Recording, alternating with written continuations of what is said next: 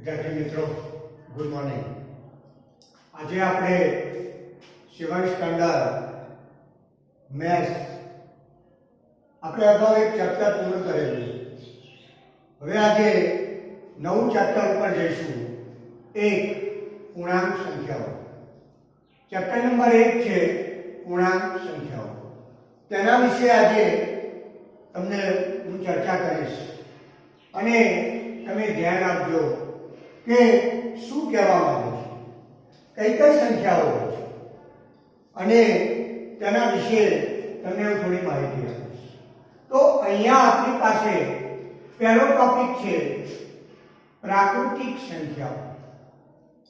તો વિદ્યાર્થી મિત્રો, પ્રાકૃતિક સંખ્યા એટલે શું? તો પ્રાકૃતિક સંખ્યા આપણે ક્યાંથી ચાલુ થાય? તો 1 2 3 4. જ્યારે બી પરીક્ષામાં એમ પૂછાય કે પ્રાકૃતિક સંખ્યાઓ લખો તો તમે લખી શકો છો 1 2 3 4. હવે તમને એક પ્રશ્ન આવશે, સર તમે 3 ટકા કેમ મૂક્યા છે?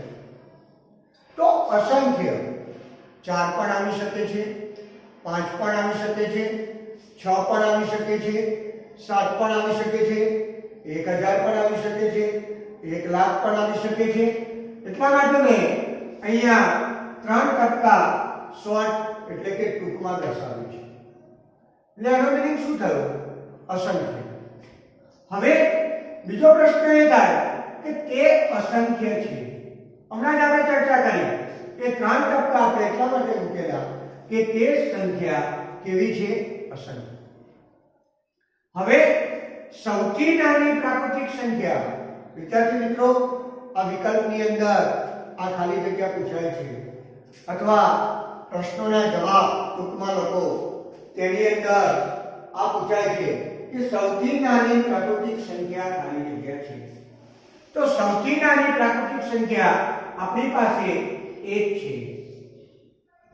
અને બીજો પ્રશ્ન એમ પૂછે કે સૌથી મોટી પ્રાકૃતિક સંખ્યા કઈ? તો અહીંયા તો કોઈ દર્શાવી નથી એટલે તમે લખશો અસંખ્ય. તો વિદ્યાર્થી મિત્રો, તમને ખ્યાલ આવ્યો કે પ્રાકૃતિક સંખ્યાઓ 1 2 3 4 અસંખ્ય. એ અસંખ્ય છે. સૌથી નાની પ્રાકૃતિક સંખ્યા આપણી 1 છે. તો આ પ્રાકૃતિક સંખ્યાની વાત કરી. હવે બીજો ટોપિક છે આપણો પૂર્ણ સંખ્યાઓ. પૂર્ણ પેલી પ્રાકૃતિક હતી, પૂર્ણ. પૂર્ણની અંદર આપણે 0 લઈશું. તો 0 1 2 3 4 અને 3% એટલે આપણે લખીશું અસંખ્ય. તો આની અંદર પણ એક પ્રશ્ન તૈયાર થઈ ગયો કે સૌથી નાની પૂર્ણ સંખ્યા કઈ? તો વિદ્યાર્થી મિત્રો, તમે લખી શકશો કે સૌથી નાની પૂર્ણ સંખ્યા 0 છે. સૌથી નાની પ્રાકૃતિક સંખ્યા કઈ છે? તો સૌથી નાની પ્રાકૃતિક સંખ્યા 1 છે. પૂર્ણ સંખ્યાઓ કેવી છે? તો અસંખ્ય છે. હવે તે અસંખ્ય છે અને સૌથી નાની પૂર્ણ સંખ્યા કઈ છે આપણી પાસે? 0. તો સૌથી નાની આપણી પૂર્ણ સંખ્યા અહીંયા તમે 0 છે અને સૌથી નાની પ્રાકૃતિક સંખ્યા આપણી પાસે 1 છે. તો વિદ્યાર્થી મિત્રો, તમને ખ્યાલ આવ્યો કે અહીંયા પ્રાકૃતિક સંખ્યા અને પૂર્ણ સંખ્યા. આજે આપણે ચેપ્ટર ભણવાનું છે પૂર્ણાંક સંખ્યાઓ વિશે. પણ પહેલા તમને બેઝિક જ્ઞાન આપી દઉં કે પ્રાકૃતિક સંખ્યા આપણી ધન બને, પૂર્ણ સંખ્યા 0 થી ચાલુ થાય અને ગણતરી માટેની સંખ્યા કઈ? તો તમને વિદ્યાર્થી મિત્રો અગાઉના ધોરણમાં તમે ભણી ગયા છો 1 2 3 4 5 અસંખ્ય. તો આ થયો આપણે પ્રાકૃતિક સંખ્યા અને પૂર્ણ સંખ્યાનો. હવે જે આપણે ચેપ્ટરની અંદર ભણવાનું છે કે પૂર્ણાંક સંખ્યાઓ. તો આજે આપણે પૂર્ણાંક સંખ્યાઓ વિશે કહેવાનું. પૂર્ણાંક સંખ્યા એટલે શું? તો પૂર્ણાંક સંખ્યાની અંદર 0 પણ આવે, ધન પણ આવે અને ઋણ પણ આવે. 3 વસ્તુ આવે: ધન, 0 અને ઋણ. આ 3 વસ્તુ આવે એટલે આપણને ખ્યાલ આવે એ પૂર્ણાંક સંખ્યાઓ. અહીંયા જો દર્શાવેલી છે આપણી પાસે 0 1 2 અસંખ્ય. અહીંયા -1 -2 -3 અસંખ્ય. આ ધર્મ આપણી પૂર્ણાંક સંખ્યાની વાત કરી.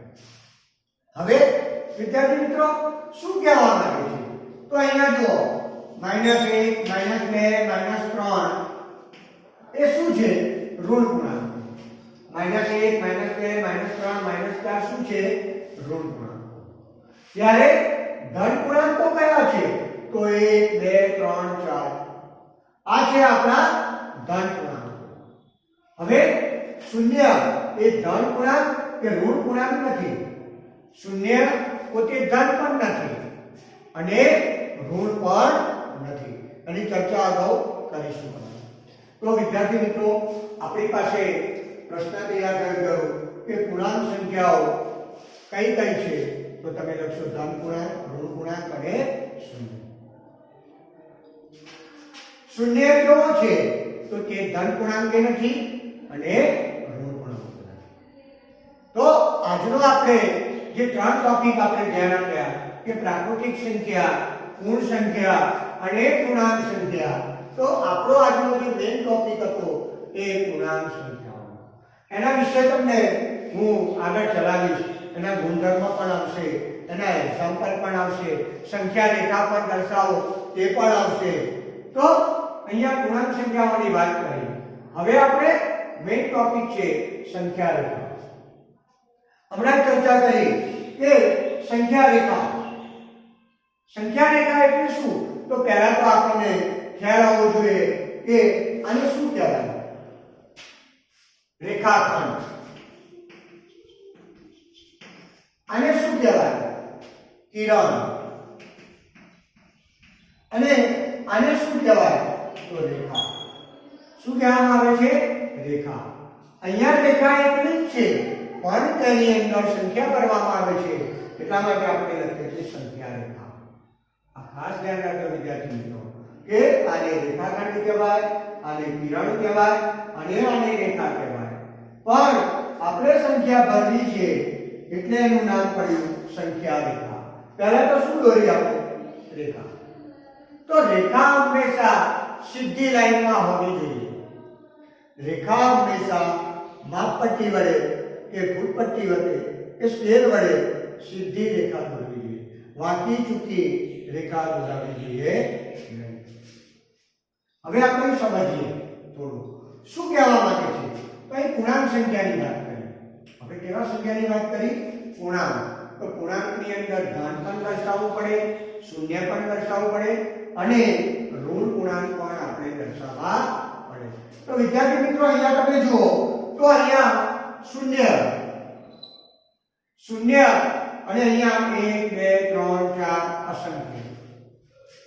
જાઓ તમે 5 6 7 8 9 10 11 12 1000 2000 3000 4000 લાખ કરોડ 2 કરોડ. તો આ બાજુ છે -1 -2 -3 -4 -5 -6 -7 -8 છેક સુધી જાય છે. તો એ પણ કેવી છે? આપણી પાસે અસંખ્ય છે. પણ શૂન્ય ઋણ પૂર્ણાંક અને ધન પૂર્ણાંકની વચ્ચે કોણ છે? શૂન્ય. તો આ તમને સંખ્યા રેખા કહેવાય. હવે થોડી વધારે માહિતી આપો.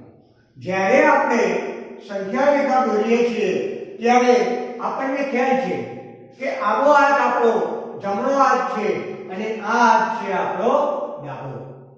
તો જમણો હાથ છે એ ધન પૂર્ણાંક એટલે કે જમણી બાજુ જાય છે.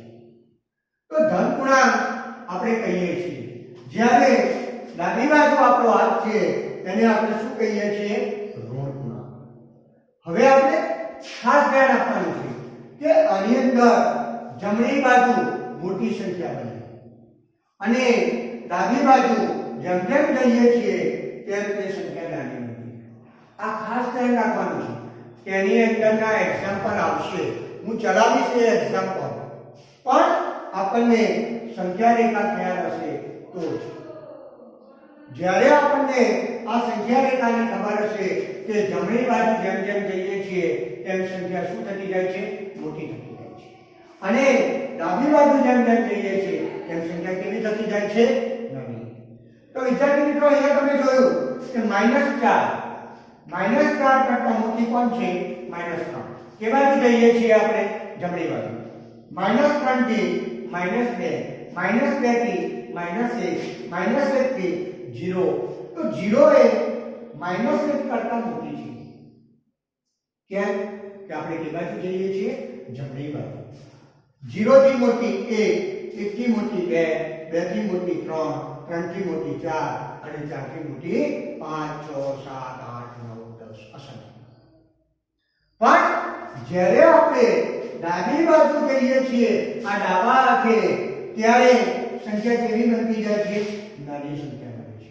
તો અહીંયા જો વિદ્યાર્થી મિત્રો 4 આપણે કે બાજુ જઈએ છીએ? ડાબી બાજુ. તો 3 કેવા બન્યા? નાના. 3 થી 2 નાના, 2 થી 1 નાના, 1 થી 0 નાના, 0 થી -1 નાના, -1 થી -2 નાના, -2 થી -4 નાના, -4 થી -10,000 નાના. તો -10,000 એ -4 કરતા તે નાના. તો વિદ્યાર્થી મિત્રો આપ સૌને ખ્યાલ આવ્યો કે જેમ જેમ આપણે ડાબી બાજુ જઈએ છીએ તેમ સંખ્યા શું થતી જાય છે? નાની. અને જેમ જેમ આપણે જમણી બાજુ જઈએ છીએ તેમ સંખ્યા કેવી બનતી જાય છે? મોટી. તો આપણો ટોપિક હતો પૂર્ણાંક સંખ્યા. તો પૂર્ણાંક સંખ્યાની અંદર શૂન્ય, ધન પૂર્ણાંક અને ઋણ પૂર્ણાંક. તો વિદ્યાર્થી મિત્રો આપ સૌને ખ્યાલ આવ્યો કે પ્રાકૃતિક સંખ્યા કઈ છે, પૂર્ણ સંખ્યા કઈ છે, પૂર્ણાંક સંખ્યાઓ કઈ છે અને સંખ્યા રેખા આપણી કઈ છે. તો આ તમે આ ટોપિક તમારી નોટબુકની અંદર ઉતારી શકો છો અને ઉતારવાના જ છે. જ્યારે તમે મેથ્સનો બુક્સ બનાવી હશે, નોટબુક બનાવી હશે, તેની અંદર આપણે એ પૂર્ણાંક સંખ્યાઓ યાદ રાખો. પ્રાકૃતિક સંખ્યા, પૂર્ણ સંખ્યા અને પૂર્ણાંક સંખ્યા તમારી નોટબુકની અંદર આપણે આ ઉતારવાનું છે. સાથે સાથે તેના એક્ઝામ્પલ પણ હું સમજાવીશ કે પણ તમારે ઉતારવાના રહેશે. તો વિદ્યાર્થી મિત્રો આટલું તમે ટોપિક અત્યારે ઉતારી લો.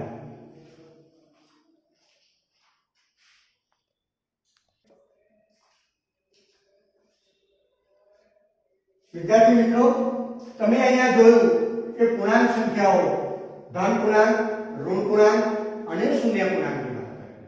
હવે તેને લગતા આપણે ટોપિક લખીએ. શું કહેવા માંગે છે? તો 0 ની ડાબી બાજુએ ઋણ પૂર્ણાંક, 0 ની ડાબી બાજુએ કયો પૂર્ણાંક છે? ઋણ પૂર્ણાંક. આ યાદ રાખવાનું કે 0 ની ડાબી બાજુએ ઋણ પૂર્ણાંક. બીજો ટોપિક 0 ની જમણી બાજુ કેવો પૂર્ણાંક છે? ધન પૂર્ણાંક. તો 0 ની જમણી બાજુએ ધન પૂર્ણાંક છે. હવે શું કહેવા માંગે છે? તો ધન પૂર્ણાંક એ શું છે? તો ઋણ પૂર્ણાંકો અને શૂન્ય પૂર્ણાંક કરતા મોટા છે.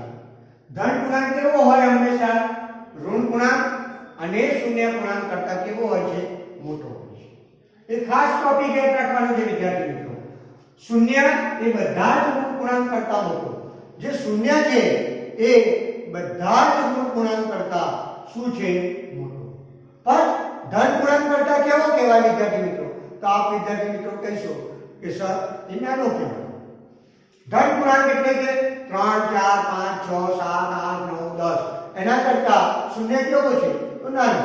પણ -3, -4, -5, -6 તેના કરતા શૂન્ય કેવો છે? તો તમે કહેશો સર મોટો. બીજી વાત કરીએ તો શૂન્ય એ બધા જ ઋણ પૂર્ણાંક કરતા મોટી છે. શૂન્ય કેવો છે? ઋણ પૂર્ણાંક કરતા મોટો છે. તો વિદ્યાર્થી મિત્રો આ તમને ખ્યાલ આવ્યો. હવે તેનું ઉદાહરણ પરથી આપણે ખ્યાલ આપીએ. શું કહેવા માંગે છે? નિશાની કરો. શું કરો? નિશાની કરો. બરાબર, લેસ ધેન, ગ્રેટર ધેન. હવે તમને આ સંખ્યા રેખા ઉપરથી ખ્યાલ આવશે કોણ મોટું અને કોણ નાનું. તેની અંદર તમને ચટ્ટાક્રમમાં પણ એક્ઝામ્પલ પૂછાઈ શકે છે. આ રીતના પણ એક્ઝામ્પલ પૂછાઈ શકે છે.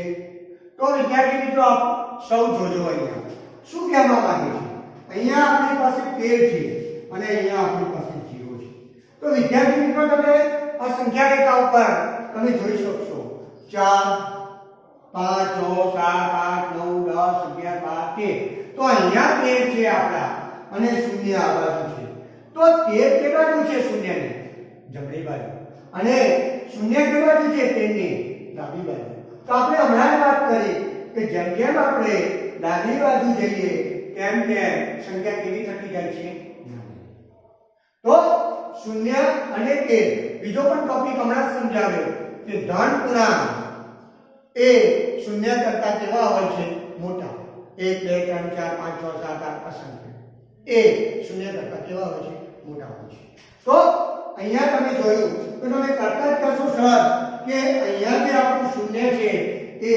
13 કરતા કેવું છે નાનું તો તમે આમાંથી કઈ નિશાની વાપરશો તો ગ્રેટર ધેન તો અહીંયા તમે ગ્રેટર ધેન વાપરશો તમને ખ્યાલ આવે કે 13 શું છે શૂન્ય કરતા મોટા છે હવે અહીંયા જુઓ -13 અને 0 તો અહીંયા તમે સંખ્યા રેખા ઉપર જોયું તમે શું કહેવા માંગે -4 -5 -6 -7 -8 -13 તો -13 કે બાજુ જાય છે ડાબી બાજુ અને શૂન્ય કે બાજુ છે આપણું જમણી બાજુ તો જેમ જેમ તમે જમણી બાજુ જાવ છો તેમ સંખ્યા કેવી થતી જાય છે મોટી થતી જાય છે તો અહીંયા તમે વિદ્યાર્થી મિત્રો કહેશો -13 કરતા શૂન્ય કેવા છે મોટા છે હમણાં જ આપણે ટોપિક ભણ્યા કે શૂન્ય એ ઋણ પૂર્ણાંક કરતા કેવો હોય છે મોટો તો અહીંયા કઈ નિશાની વાપરીશું તો આપણે વાપરીશું લેસ ધેન તો અહીંયા લેસ ધેન વાપરીશું તો વિદ્યાર્થી મિત્રો બીજા પણ એક્ઝામ્પલ આપે છે અહીંયા તમે જોઈ શકો છો 4 અને અહીંયા -18 તો 4 પોતે ધન પૂર્ણાંક છે અને 1000 એ પોતે કેવું છે ઋણ તો તમે આની પરથી ખ્યાલ આવી જશે કે કયું ચિહ્ન આવશે તો તમે તરત જ કહેશો સર અહીંયા આપણે શું કરીશું તો અહીંયા લખીશું આપણે ગ્રેટર ધેન તો એ રીતે તમે આ એક્ઝામ્પલ બનાવી શકો છો તેની સાથે સાથે હું બીજા પણ તમને એક્ઝામ્પલ આપું છું કે તમારી નોટબુકની અંદર લખજો અને મને WhatsApp પર જરૂરથી મોકલશો એક્ઝામ્પલ બીજો લઈએ અહીંયા એમ કીધું છે કે સંખ્યા રેખા પર દર્શાવો તો વિદ્યાર્થી મિત્રો અહીંયા મેં તમને સ્વાધ્યાય આપ્યું છે શું કહેવા માંગે છે કે સંખ્યા રેખા ઉપર દર્શાવો તો સંખ્યા રેખા ઉપર દર્શાવવાની હોય તો અહીંયા એક રકમ આપી હોય 1 0 -5 3 -4 તો હવે આને આપણે જ્યારે સંખ્યા રેખા ઉપર દર્શાવવાની છે ત્યારે હું અહીંયા સંખ્યા રેખા દોરીશ આ રેખા આપણી કેવી આવી છે સીધી તો હવે અહીંયા શું દર્શાવશો તમે 0 અહીંયા 1 અહીંયા 2 અહીંયા 3 અહીંયા 4 અહીંયા 5 અસંખ્ય અહીંયા -1 -2 -3 -4 અને -5 અને હવે અહીંયા આપણે દર્શાવવાનું છે 1 તો 1 દર્શાવવો હોય તેને આપણે શું કરીશું રાઉન્ડ કરીશું અહીંયા શૂન્ય પૂર્ણાંક દર્શાવવાનો છે તો આપણે શું કરીશું અહીંયા શૂન્ય અહીંયા -5 દર્શાવવાનો તો આપણે અહીંયા શું કરીશું -5 અહીંયા 3 દર્શાવવાનું છે તો 3 અહીંયા -4 દર્શાવવાનું તો -4 આ રીતે તમારે બીજા ઉદાહરણ બનાવી શકાવાના તો આ સ્વાધ્યાયની અંદર તમારી નોટબુકની અંદર તમારે આ લખવાના તો તમે આ સંખ્યા રેખા ઉપર દર્શાવી શકો છો -5 -6 0 હવે એક્ઝામ્પલ 2 ની વાત કરીએ તો ચડતા ક્રમમાં ગોઠવો ચડતા ક્રમમાં આપણે સંખ્યા રેખા નથી દર્શાવવાની ઓન્લી ફોર ચડતા ક્રમમાં ગોઠવો તો અહીંયા એક દાખલો આપ્યો છે -1 0 3 -5 અને 6 તો તમને વિદ્યાર્થી મિત્રો ખ્યાલ આવશે કે ચડતો ક્રમ એટલે શું? તો ચકલી નાની, આપણે નાના હતા ત્યારે ચ એટલે ચડતો ક્રમ. ચકલી કેવી હોય છે? નાની. તો આપણે સૌથી નાની સંખ્યા ચડીએ છીએ સીડી 1 2 3 4 5 6 7 8 9. તો આપણે ચડતા ક્રમમાં સૌથી નાની સંખ્યા લેવાની છે. તો અહીંયા -1 0 3 -5 અને 6 આપે. તો વિદ્યાર્થી મિત્રો તમને ખ્યાલ આવી જશે કે આમાં સૌથી નાનું કોણ છે? તો તમને ખ્યાલ આવશે કે -5. કેમ કે સંખ્યા રેખા ઉપર -5 કે બાજુ છે? ડાબી બાજુ. આપણે ડાબી બાજુ જઈએ છીએ એટલે -5. પછી કઈ આવશે? -1. પછી કઈ આવશે? 0. પછી 3 અને પછી 6. તો તમને ખ્યાલ આવ્યો કે -1 -5 કે બાજુ જાય છે. પણ આપણે જેમ જેમ જમણી બાજુ જઈએ છીએ તેમ સંખ્યા કેવી બનતી જાય છે? મોટી. -5 -1 0 3 6. અને કેવો ક્રમ કહેવામાં આવે? ચડતો ક્રમ. તો તમે પણ ઘરે આ રીતની ચડતા ક્રમમાં હું તમને એક્ઝામ્પલ આપું છું, એ તમે ઘરે બનાવવાનું. તો વિદ્યાર્થી મિત્રો આ ખાસ ધ્યાન રાખજો આની અંદર. તો જેમ જેમ તમે ડાબી બાજુ જાઓ છો તેમ તેમ સંખ્યા નાની બનતી જાય છે. તો આ એક એક્ઝામ્પલ આપું છું. હવે બીજો એક્ઝામ્પલ છે આપણી જોડે. તો ઉતરતા ક્રમમાં ગોઠવવું. તો તમને ખ્યાલ આવ્યો ઉ એટલે ઊંટ. આપણે જ્યારે નાના હતા ત્યારે એવું સમજાવવામાં આવતા હતા, ઉ એટલે ઊંટ. ઊંટ કેવો હોય છે? ચકલી કરતા મોટો. ચકલી કેવી છે? નાની. તો ઊંટ કેવો છે? મોટો. ઉતરતા ક્રમમાં એટલે સીડી આપણે ઉપરથી કરીએ 10 9 8 7 6 5. તો અહીંયા પણ આપણે એ એક્ઝામ્પલ સમજીએ. શું કહેવા માંગે છે? તો અહીંયા આપણે એક એક્ઝામ્પલ લઈએ. -3 -5 0 6 અને -18. તો અહીંયા આપણે કયા ક્રમમાં ગોઠવવાનું છે? ઉતરતા ક્રમમાં. ઉતરતા ક્રમની અંદર સંખ્યા કેવી આવવી જોઈએ? મોટી. જમણી બાજુની સંખ્યા આપણે લઈશું તો 6. પછી કોણ આવશે વિદ્યાર્થી મિત્રો?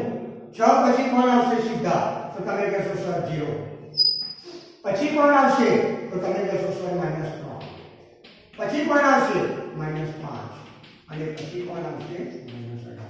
તો 6 0 -3 -5 -18. સૌથી -18 એ ડાબી બાજુ છેલ્લે છે એટલે એ નાની સંખ્યા. આ નાની, એનાથી મોટી, એનાથી મોટી, એનાથી મોટી અને એનાથી મોટી. પણ 6 0 -3 -5 -18 એ કયો ક્રમમાં ગોઠવ્યું આપણે? ઉતરતા ક્રમમાં. તો આ વિદ્યાર્થી મિત્રો ખાસ ધ્યાન રાખજો. તેની સાથે સાથે તમને બીજા એક્ઝામ્પલ આપું, એ તમારે ઘરે ગણવાના છે, જાતે પ્રયત્ન કરવાના છે. વિદ્યાર્થી મિત્રો આ તમારી નોટબુકની અંદર જરૂરથી તમારે લખીને WhatsApp મને કરવાનું છે. તો વિદ્યાર્થી મિત્રો આ સ્વાધ્યાયની વાત કરી કે ઉતરતા ક્રમ અને ચડતા ક્રમમાં અનેક સંખ્યા રેખાઓ પર કેવી રીતે દર્શાવવું તેની વાત કરી. તો વિદ્યાર્થી મિત્રો આપ સૌ આ નોટની અંદર ઉતારજો, સાથે સાથે તેનું સ્વાધ્યાય લખજો અને મને WhatsApp દ્વારા તેના આન્સર મોકલો. તો આજે આપણે મેથ્સનું ચેપ્ટર 1 પૂર્ણાંક સંખ્યાઓ વિશે તમને ખ્યાલ આપ્યો. તો આ તમે આજે જરૂરથી YouTube પર વિડીયો જોજો અને વારંવાર જોજો, તેથી તમને આના વિશે તમને ખ્યાલ આવી જશે. તેની સાથે સાથે આપણે બીજા પણ એક્ઝામ્પલ જોવાના છે. આપ સૌએ આ YouTube પર વિડીયો જોયો તે બદલ આપ સૌનો ખૂબ ખૂબ આભાર માનું છું. Thank you.